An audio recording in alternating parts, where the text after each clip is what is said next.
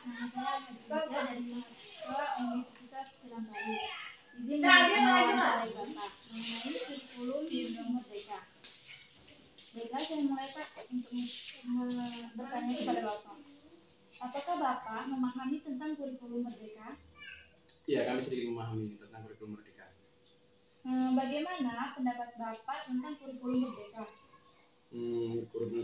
Kalau menurut saya pribadi, kurikulum Merdeka ini dibuat sebenarnya untuk menyesuaikan minat anak didik, menyesuaikan minat peserta didik. Perbedaan apa yang mendasarkan menurut Bapak antara kurikulum sebelumnya dengan kurikulum Merdeka?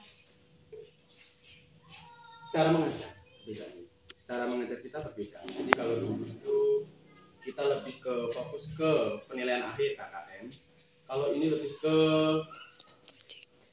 penilaian dari peserta didik masing-masing. Artinya kita menyesuaikan minat anak itu seperti apa, berdiferensiasi kan seperti itu. Kalau kurikulum Merdeka bisa seperti itu. Apakah sekolah Bapak telah menerapkan kurikulum Merdeka? Sudah. Kalau iya, sejak kapan sekolah menerapkan kurikulum Merdeka itu? Sejak tahun 2022. Sejak tahun 2022. Apakah Bapak pernah mengikuti pelatihan kurikulum Merdeka? Sudah, tapi cuma sebatas Zoom conference, jadi tidak sosialisasi langsung mungkin dari pihak dinas terkait atau itu. Sudah berapa kali, tingkat apa, dan isi D apa yang Bapak dapatkan? Apa benar? Sudah berapa kali, tingkat apa, dan isi D apa yang Anda dapatkan? Oh, insight apa yang didapat? Tingkat nasional, tingkat nasional. Bagaimana implementasi proyek Kurma dalam pembelajaran di kelas Bapak? Implementasi proyek.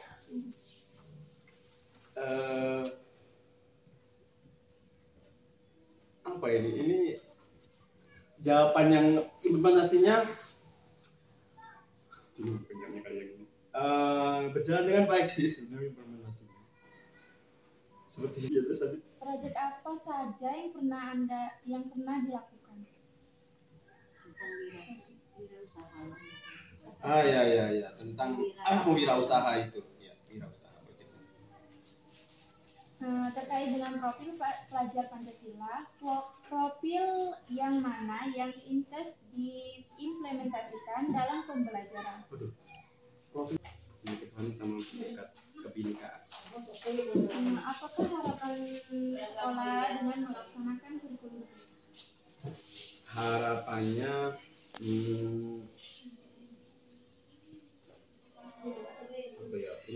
aturan pemerintah itu bisa kita laksanakan dengan baik melalui kurikulum Merdeka. Terus kita bisa mengimplementasi kurikulum ini dengan baik. Apakah kurikulum Merdeka sesuai dengan kebutuhan siswa dan pembelajaran? Seperti apa contohnya? Kalau dilihat dari manfaat dan fungsinya, memang itu sesuai dengan kebutuhan siswa, karena di situ kita bisa melihat karakteristik masing-masing siswa dari kurikulum tersebut. Bagaimanakah interaksi guru dengan siswa selama implementasi kurikulum? Berjalan dengan baik, artinya guru menerangkan dan siswa bisa mendengar atau mengamati dengan baik.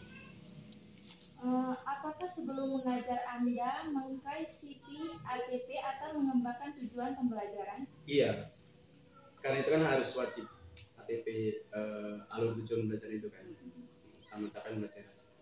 Apa yang Anda ketahui tentang modul ajar dalam pandangan kurikulum Merdeka?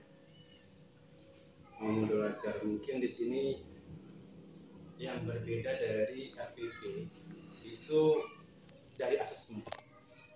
Asesmen itu mungkin berbeda dari RPP sebelumnya. Modul ajar itu seperti RPP kalau gitu kan. Apakah Bapak membuat RPP atau pada kurikulum 13 atau modul pada kurikulum Merdeka sendiri, atau hanya mengutip kemudian dikembangkan sendiri dengan kondisi sekolah atau silabus dibahas dengan KKG kemudian di sekolah dan disesuaikan dengan kondisi peserta didik. Disesuaikan dengan kondisi peserta didik. Bagaimanakah Bapak memasuki unsur literasi saintifik HOT P5 keterampilan abad 21 di dalam modul yang Anda buat? Ini nomor berapa sih? Oh, nomor 6 ini. Literasi saintifik HOT P5 keterampilan. Akan masukkan pertama anak diberikan dulu tontonan, yaitu berupa video yang itu nantinya unsurnya tipek. Kemudian anak mengamati, berdiskusi, itu kan ada di saintifik itu, mengamati, berdiskusi seperti itu unsur yang dipakai. Jadi melalui media, melalui diskusi seperti itu. Apakah Bapak menemui hambatan dalam pembuatan modul dan bagaimana solusinya? Karena ini baru, jadi pasti ada hambatan. Tapi menyikapinya atau solusinya kita bertanya kepada yang lebih bisa, atau kita bisa mencari sumber ajar yang lain yang bisa mendukung untuk membenari kurikulum tersebut. Apakah Bapak adalah seorang guru penggerak? Bagaimana implementasi dari kegiatan tersebut di dalam sekolah? Saya belum guru penggerak. Baik Pak, Masih ada. apakah sekolah Bapak adalah sekolah penggerak? Bagaimana kontribusi sejauh ini terhadap kemampuan guru dan siswa di sekolah? Bukan, sekolah kami bukan sekolah penggerak sih, sementara ini belum. Apa yang Bapak lakukan di awal kegiatan pembelajaran? Yang pertama, yang jelas menanyakan kondisi siswa, kemudian mengecek kehadiran siswa, kemudian memberikan semangat atau yel-yel, baru kemudian masuk ke materi atau menjelaskan tujuan pembelajaran tersebut. Strategi atau metode apa yang Bapak gunakan dalam pembelajaran? Bagaimana implementasinya? Metodenya kami menggunakan, kalau saya sendiri sering menggunakan PBL, problem based learning. Artinya anak menemukan masalah sendiri, kemudian anak mencari jawaban dari masalah yang tersebut, dari masalah tersebut. Apa saja buku pegangan yang Bapak atau sekolah gunakan dalam pembelajaran? LKS, kemudian ada buku paket, kemudian bahan ajar lain bisa dari media atau selain. Media apa saja yang Bapak pernah buat dan sering gunakan dalam Seperti itu sih. Jadi karena alasannya pakai media elektronik, anak lebih tertarik mengikuti pelajaran. aktivitas apa yang Bapak lakukan dalam kegiatan akhir pembelajaran? Ada refleksi, kemudian evaluasi, kemudian mengakhiri. Bentuk penilaian apa yang Bapak gunakan? Kurang. Ada refleksi, evaluasi, dan penilaian. Ulang. Coba tanya yang tadi. Aktivitas apa yang Bapak lakukan dalam kegiatan akhir pembelajaran? Ya, pembelajaran saya biasanya melakukan evaluasi, kemudian refleksi, uji kinerja melalui penilaian tersebut. Bentuk penilaian apa yang Bapak gunakan dalam pembelajaran? Bentuk penilaiannya sementara ini sih penilaian tertulis. Apakah Bapak menemui hambatan dalam penilaian? Bagaimana Bapak mengatasi itu hambatan tersebut?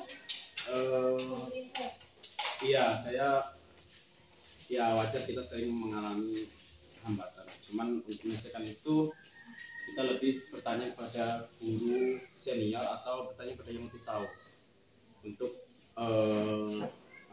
untuk membenahi penilaian kita tadi. Kapan saja Bapak melakukan penilaian? Di awal pembelajaran dan di akhir. Apakah setiap soal yang digunakan di sekolah atau CTS atau SAS dikembangkan sendiri atau bersama KKG atau lainnya? Dikembangkan sendiri. untuk sekarang itu harus sendiri. Bagaimanakah proses pengembangan soal dalam asesmen? Aduh.